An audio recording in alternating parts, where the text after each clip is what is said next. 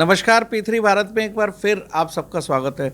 दोस्तों, आजकल आपके देश में दंगों की राजनीति ने रूप नया ले लिया है। जब से Modi government full flash majority में नहीं आई है, तो कांग्रेस और उनके साथी दलों को ये एहसास हो गया है कि सत्ता पक्ष कुछ कमज़ोर है।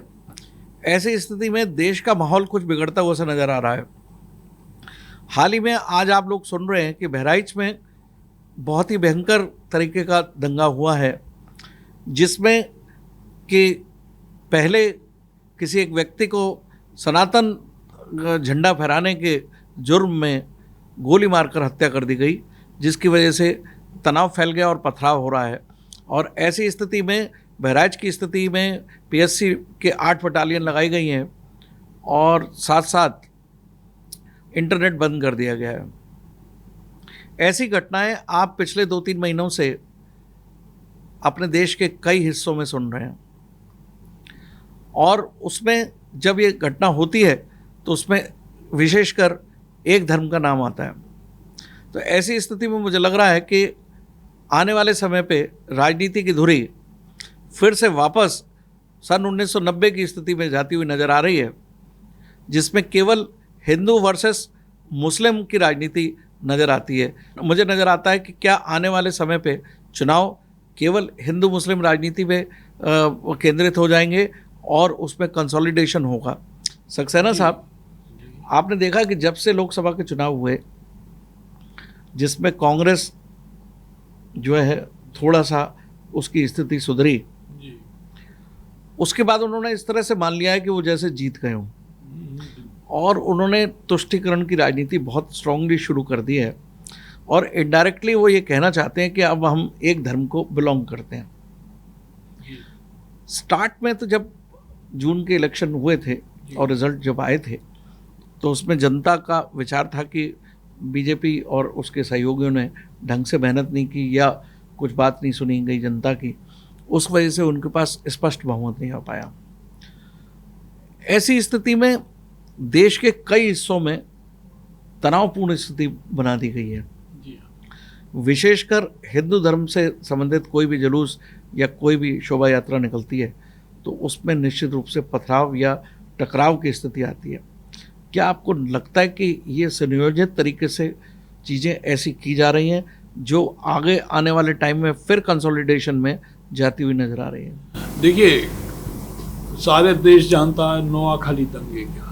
अभी उसका नया संस्करण हुआ नूह में जी।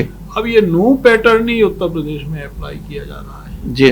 वो कामयाब रहा। जिन लोगों ने ये नूह पैटर्न करा, जिन्होंने जो जांच रिपोर्ट्स वगैरह पब्लिक डोमेन पे आई हैं किसी न किसी प्रकार से, वो बड़ी खतरनाक है, चुनौतीपूर्ण है।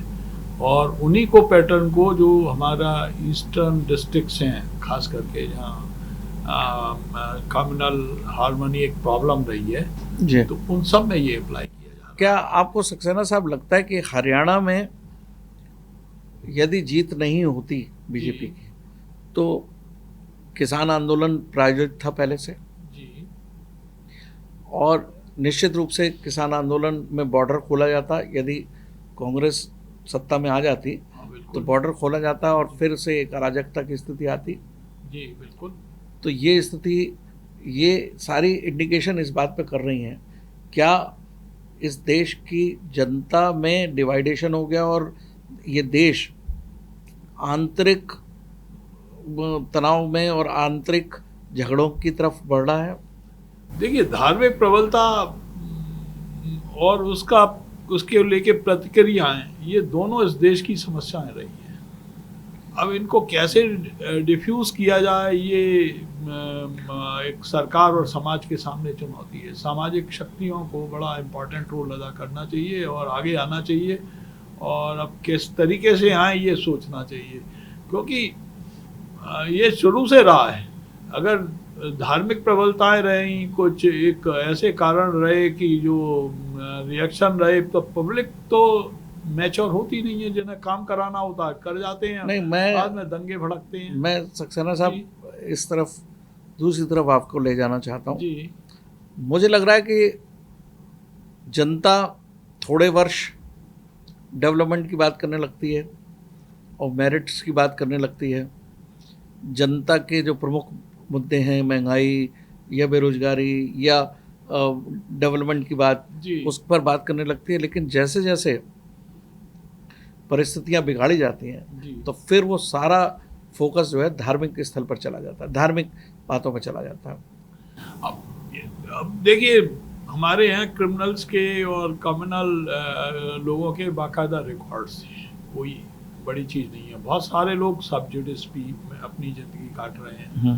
अब इफेक्टिव काम होना चाहिए इसमें, खोज खबर की या इंसिडेंट हैपनिंग्स की। यूपी में अभी उपचुनाव होने और रिसेंटली कल ही मीटिंग चल रही थी, तो क्या इन दंगों के पीछे कंसोलिडेशन का भी हाथ हो सकता है कि उपचुनाव को फोकस करते हुए फिर से देखा जाए? लाइन पे तो हो ही रहा है पूरा का पूरा चुनाव, सांप्रदायिकता के ऊपर हो रहा है। मैं किसी को ब्लेम नहीं करना चाहूँगा, पर ये पॉलिटिकल एजेंडा तो कहीं से अभी तक निकल के आया नहीं है, और ये कम्युनल एजेंडे को पब्लिक या तो पब्लिक डिनाउंस करे या इलेक्शन कमीशन डिनाउंस करे, और कुछ जगह चुनाव स्थगित कर देने चाहिए। विपक्षी विशेषकर यूपी में अखिलेश यादव खुल के तुष्टीकरण की राजनीति करते हैं। उन्होंने अभी जो सीट्स डिस्ट्रीब्यूशन की है जी, तो आपने देखा कि वो किन को सीट्स उपचुनाव में खड़ा कर रहे हैं। तो ये क्या लगता है कि आने वाले समय में दोस्तों, मुझे नज़र आता है कि इस देश में फिर से राजनीति का रूप हिंदू मुस्लिम पर चलेगा, सबका साथ सबका विकास, ये वाली बातें फिर से दूर होती नज़र आ रही हैं और फिर एक धार्मिक कंसोलिडेशन हो रहा है। मुझे महसूस होता है सक्सेना साहब, जैसे स्थिति बन रही है जी, और सरकार कोशिश कर रही है। सरकार जब से आई तो उन्होंने, मोदी जी ने ये डिक्लेयर किया था कि नया मेरा जो टर्म होगा तीसरा, उसमें मुझे काफ़ी निर्णय लेने हैं। तो शायद ऐसा नहीं नजर आता कि उनको निर्णय रोकने के लिए ये चीज़ें घटनाएं की जा रही हैं। निर्णय तो कोई भी सरकार हो रुक जाएंगे और मजबूरी में रुकेंगे जी। मेन इशू ये है कि जो अपोजिशन है उसकी स्ट्रेटेजी ये है कि सरकार डंडे बरसाए जी, और उसका रिएक्शन हो पब्लिक में, और जो सीन क्रिएट हो उससे उनकी वोट बैंक की पॉलिटिक्स मजबूत हो। मुझे दोस्तों ये नज़र आता है कि विपक्षियों की जो नीति है कंसोलिडेशन की, शायद उनकी ये नीति हमारे देश के जो हिंदू लोग हैं जो बिखरे हुए थे, जैसा कि योगी जी ने नारा दिया है कि बटोगे तो कटोगे, और ऐसी स्थिति में कटते हुए लोग देख रहे हैं कि योगी जी का नारा बहुत उचित नज़र आ रहा है।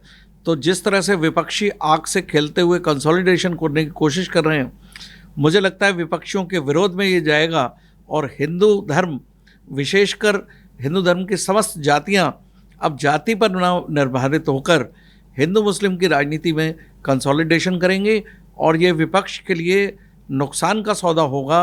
और मुझे एक ऐसा भी और भी आशंका है कि देश में मध्यावधि चुनाव 2027 में हो सकते हैं, कि कहने को अगर वो मध्यावधि होंगे, लेकिन क्योंकि मोदी कैबिनेट ने एक देश एक चुनाव की घोषणा कर दी है, कैबिनेट से पास करा लिया है, तो वो शायद आने वाले शीतकालीन सत्र में रखा जा सकता है और उसके बाद वक्फ बोर्ड रखा जा सकता है।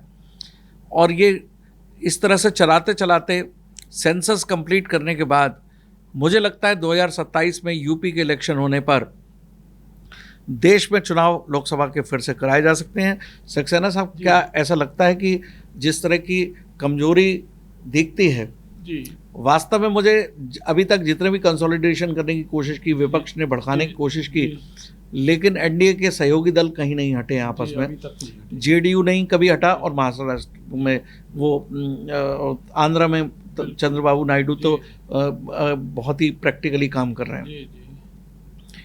ऐसी स्थिति में मुझे लग रहा था कि 2 साल जब तक बिहार के चुनाव नहीं होते तब तक तो जेडीयू से भी नहीं खतरा है।